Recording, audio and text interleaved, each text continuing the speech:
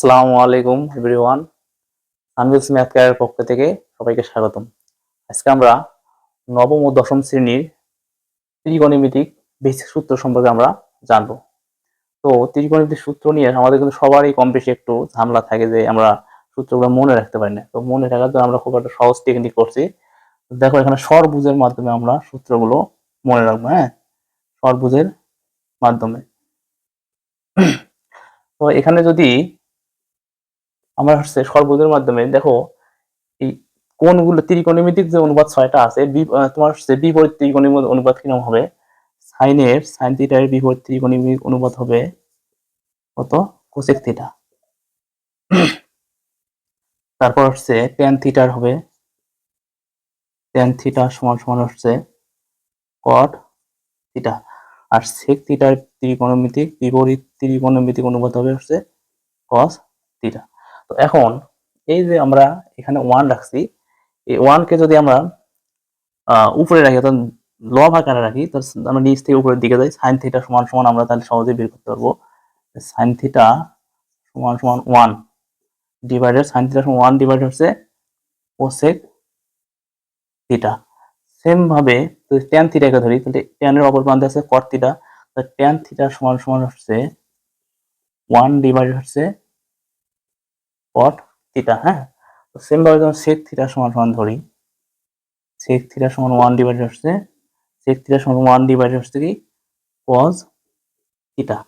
তো এখন আমরা আগেই বলছি যে তোমার সাইন আর কোসেক হচ্ছে বিপরীত ত্রিকোণমিতিক অনুপাত, ট্যান আর কট, সেক আর কস। তো এখন যদি আমরা সাইন থিটা সমান 1 বা কোসেক থিটা পাই, তাহলে কোসেক থিটা সমান আমরা কি পাবো? কোসেক থিটা সমান 1 ডিভাইডেড সাইন থিটা। তাহলে কট থিটা সমান আমরা পাবো 1 ডিভাইডেড ট্যান থিটা। হ্যাঁ, সেম ভাবে আমরা যদি সেক থিটা বের করতে চাই, তাহলে কস থিটা বের করতে চাই, কস থিটা সমান 1 ডিভাইডেড সেক থিটা। আর সাইন থিটা সমান আমরা বের করতে পারবো 1 ডিভাইডেড কোসেক থিটা। তাহলে এই যে ত্রিকোণমিতিক অনুপাতগুলো আমরা বের করলাম। তো এখন আমরা যদি এই যে ষড়ভুজ আছে, এই ষড়ভুজের মাধ্যমে আমরা বর্গাকৃতির যে সূত্রগুলো আছে অর্থাৎ sine square theta plus cos square theta, এগুলো যদি বের করতে চাই, তাহলে এখানে আমাদের এখানে তাহলে সেক থিটা থাক, সেক স্কয়ার থিটা, এখানে ট্যান স্কয়ার থিটা, শুধু স্কয়ার দেবো করবো। হ্যাঁ, তো দেখো আমরা sine square theta plus cos square theta সমান সমান পড়ছিলাম 1। তো এটাকে আমরা কিভাবে এই ষড়ভুজের মধ্যে মনে রাখবো? দেখো এই যে 1 আছে, তাহলে আমরা যদি এটাকে এইদিকে তীর চিহ্ন দিয়ে বোঝাই দিই, এইদিকে, এটা ইকুয়াল 1। তো সেম ভাবে এইটাকে যদি এই দিক থেকে এইদিকে দেই, এটা ইকুয়াল। হ্যাঁ, আবার এইটাকে যদি এভাবে দেই, এটা ইকুয়াল। অর্থাৎ যখন আমরা সাইন স্কয়ার থিটা আর এই যে দেখো এখানে সাইন স্কয়ার থিটা আছে, কস স্কয়ার থিটা, তাহলে মাঝখানে আমরা কি প্লাস ধরবো, sine square theta plus cos square theta equal, এই যে ইকুয়াল চিহ্ন আছে, ইকুয়াল 1।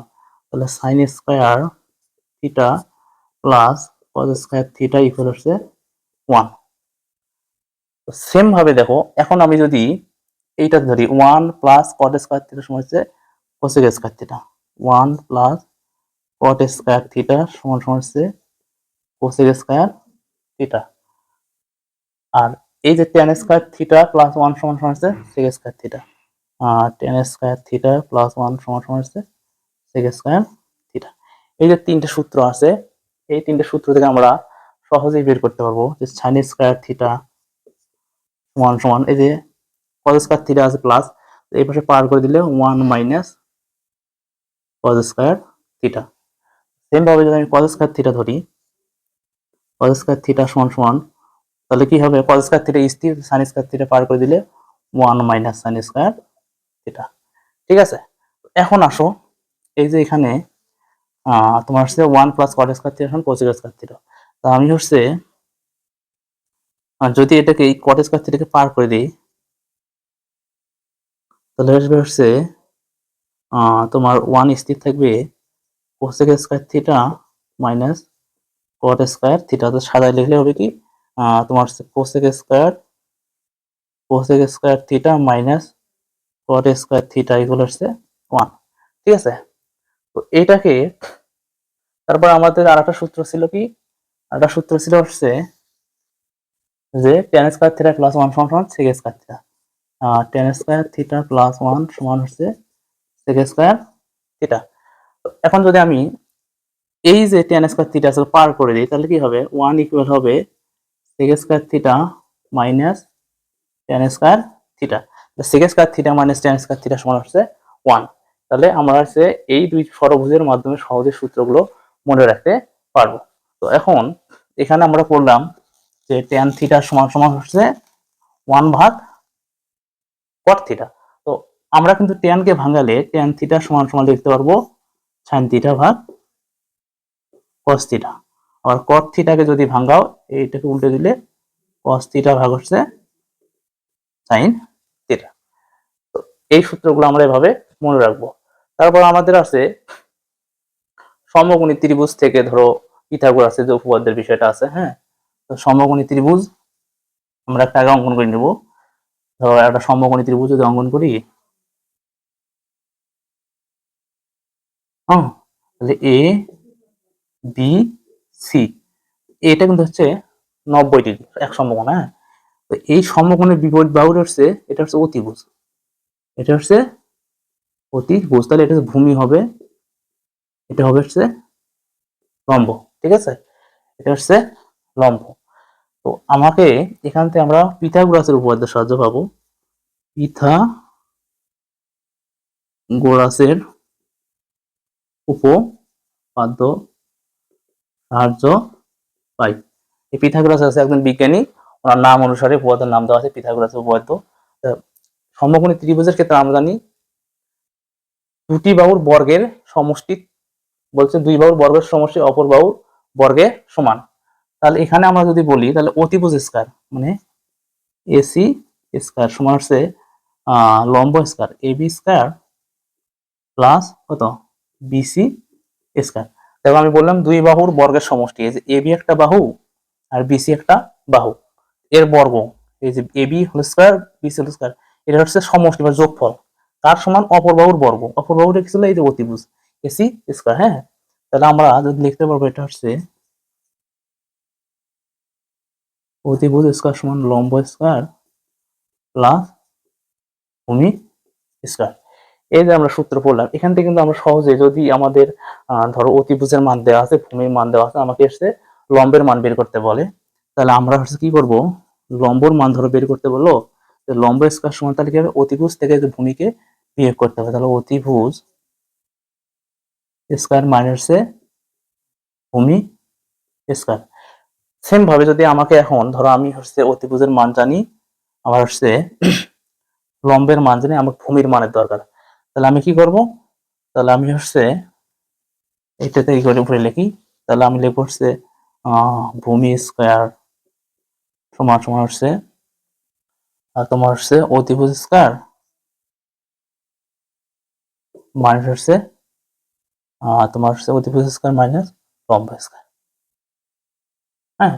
তো এখন এই যে বিষয়গুলো সূত্রগুলো লিখলাম, তো আমার ধরো এই যে অতিভুজ, এই যে সমকোণী ত্রিভুজটা আছে, এখানে ধরো আমার লম্বের মান দেওয়া আছে 4 আর ভূমির মান দেওয়া আছে 3। তো আমাকে ধরো বললো যে অতিভুজের মানটা কত, তো আমরা কি বললাম যে অতিভুজ স্কয়ার সমান লম্ব স্কয়ার প্লাস ভূমি স্কয়ার। তো লম্বের মান কত এখানে দেখো তো 4, তাহলে 4 স্কয়ার প্লাস ভূমি আছে কত 3 স্কয়ার। তাহলে এখানে 16 আর 9 কত হয় 25। 25 যদি হয় তাহলে হচ্ছে অতিভুজ, এই যে অতিভুজ এই যে স্কয়ারটা আছে এখানে পার করে দিয়ে এটা কি হবে রুট হয়ে যাবে, হ্যাঁ। তাহলে এই 25 কে যদি বর্গমূল করি আমরা 5 স্কয়ার, স্কয়ার রুট যদি কেটে দেওয়া যায় তাহলে হবে 5, তাহলে অতিভুজের মান হচ্ছে 5। তো এখন ধরো আমার যদি মুখে মুখে হিসেব করবো, ধরো অতিভুজ দেওয়া আছে আর কি দেওয়া আছে, লম্ব দেওয়া আছে, এখানে আমার কিসের মান দেওয়া নেই, ভূমির মান দেওয়া নেই, তাহলে কিভাবে বের করবো, তাহলে এই অতিভুজ থেকে আগে বের করবো তোমার হচ্ছে লম্বকে। তাহলে এই অতিভুজের মান 5, 5 স্কয়ার মাইনাস হচ্ছে 4 স্কয়ার, তাহলে 25 থেকে 16 বাদ দাও 9, 9 কে বর্গমূল করলে সহজে বের করতে পারবো। তো এখান থেকে আমাদের আরো কিছু সূত্র আসে। দেখো আমরা জানি ট্যান সাইন থিটা, তাই না? সাইন থিটা সমান সমান হচ্ছে লম্ব ভাগ হচ্ছে লম্ব ভাগ অতিভুজ। তো অতিভুজ এ দেখে আমরা অনেকে বোধ, যদি কাউকে জিজ্ঞেস করা হয় যে সাইন থিটা সমান সমান কি, আমার কাছে মনে রাখতে পারি না। তো আমার মনে রাখার কৌশলটা কি, জাস্ট মনে রাখার জন্য আর কি, এটা যেভাবে মনে রাখতে পারে, যে সমুদ্রে লবণ আছে। তাহলে দেখো সমুদ্রে লবণ আছে, সমুদ্রে তদ্দেশ্য সাইন না, সাইন থিটা লবণ লম্ব, হ্যাঁ, হচ্ছে ও আছে হচ্ছে অতিভুজ। ঠিক আছে, তারপরে আসা হচ্ছে কজের ক্ষেত্রে, কবরে ভূত আছে ধরো। তো এখন কবরে কজ, হ্যাঁ, কজ থিটা, তাহলে ভূত হচ্ছে ভূমি, আছে হচ্ছে অতিভুজ। এখন হচ্ছে টেনের ক্ষেত্রে আসো, হচ্ছে টেরা লম্বা ভূত, হ্যাঁ, মনে রাখার জন্য আগে টেরা লম্বা ভূত। তাহলে যে টের আছে টেন, টেন থিটা সমান হচ্ছে লম্বা হচ্ছে লম্ব ডিভাইড হচ্ছে ভূমি, তোমার হচ্ছে লম্ব ডিভাইড হচ্ছে ভূমি। তাহলে সাইন পেলাম, কস থিটা পেলাম, টেন থিটা পেলাম। এখন যদি আমার সাইনের বিপরীতে, ধরো আমরা সাইনের বিপরীত ত্রিকোণের অনুপাত করছিলাম কোসেক থিটা, যদি আমাকে কোসেক থিটা বের করতে বলে তাহলে আমি কি করব? এখন দেখো যদি কোসেক থিটা বের করতে বলে, সাইনের বিপরীতে যদি কোসেক থিটা হয়, তাহলে কোসেক থিটা সমান সমান উপরে যাবে অতিভুজ, নিচে আসবে হচ্ছে লম্ব। তারপর একটা কস, কসের বিপরীত কি পড়ছিলাম, সেক থিটা, তাহলে সেক থিটা সমান তাহলে কি হবে, অতিভুজ ভাগ হচ্ছে ভূমি, হ্যাঁ। তারপর হচ্ছে আমাকে যদি কট থিটা বের করতে বলে, কট থিটা সমান সমান হচ্ছে ভূমি ভাগ লম্ব।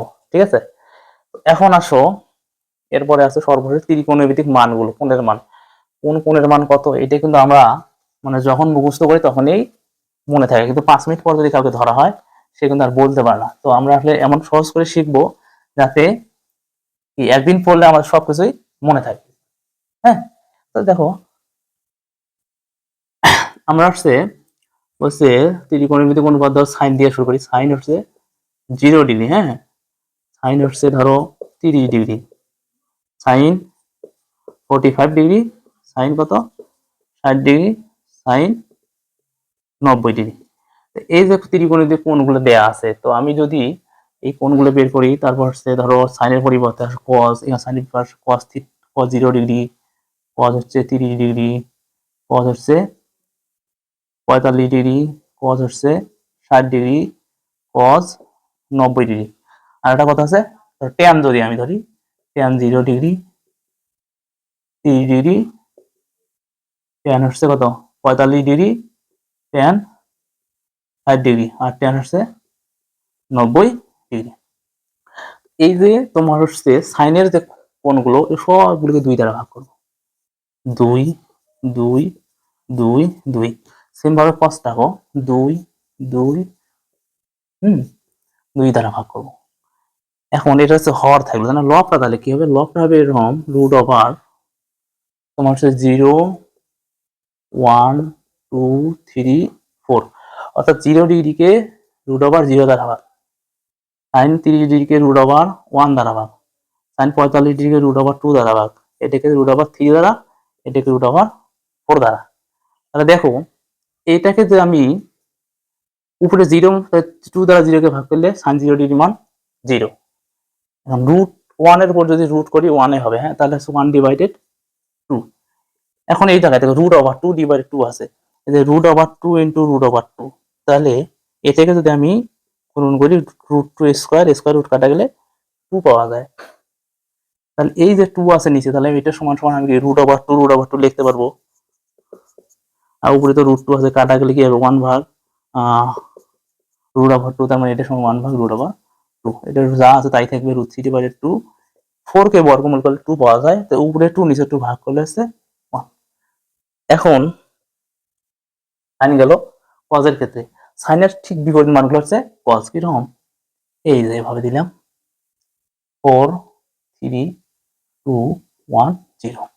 তাহলে এইটাকে এই যে √4 দ্বারা ভাগ, এটাকে √3 দ্বারা, √2 দ্বারা, √1 দ্বারা, এটাকে 0 দ্বারা ভাগ দাও।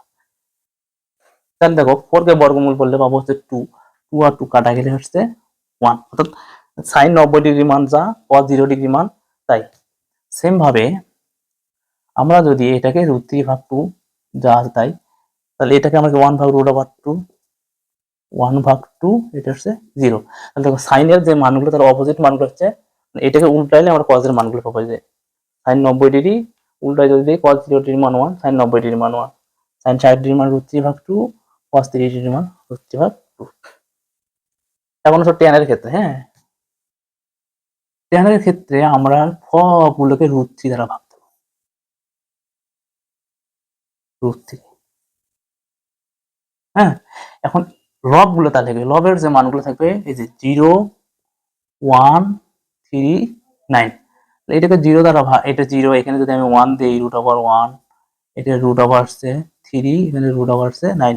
আর এই যে এখানে 90 ডিগ্রি মানটা অসংজ্ঞায়িত, ইনফিনিটিভ, এটা হচ্ছে অসংজ্ঞায়িত। তাহলে এটা বাদে বাকি মানগুলো আমরা সহজে বের করবো। দেখো এখানে ভাগ tan 0 ডিগ্রি মান 0, এটা হচ্ছে √1 গুলো 1 হয়, 1 ভাগ √3, এটা tan 45 ডিগ্রি মান 1, √3 কাটা গেল 1। এখন এই যে 3 আছে, হ্যাঁ, √9 কে যদি আমি তোমার হচ্ছে √9 কে যদি বর্গমূল করে 3 পাবো, 3 কে ভাঙালে √3 ভাগ √3 আসবে, তাহলে এখানে আসবে হচ্ছে শুধু √3, হ্যাঁ, আর এটা তো অসংজ্ঞায়িত। তাহলে এইভাবে আমরা কি করবো, সহজেই ত্রিকোণমিতিক কোণের মানগুলো মনে রাখবো। হ্যাঁ, তো শিক্ষার্থীরা যদি আমার এই ভিডিওটা ভালো লাগে তাহলে সবাই লাইক কমেন্ট শেয়ার করবেন। ধন্যবাদ।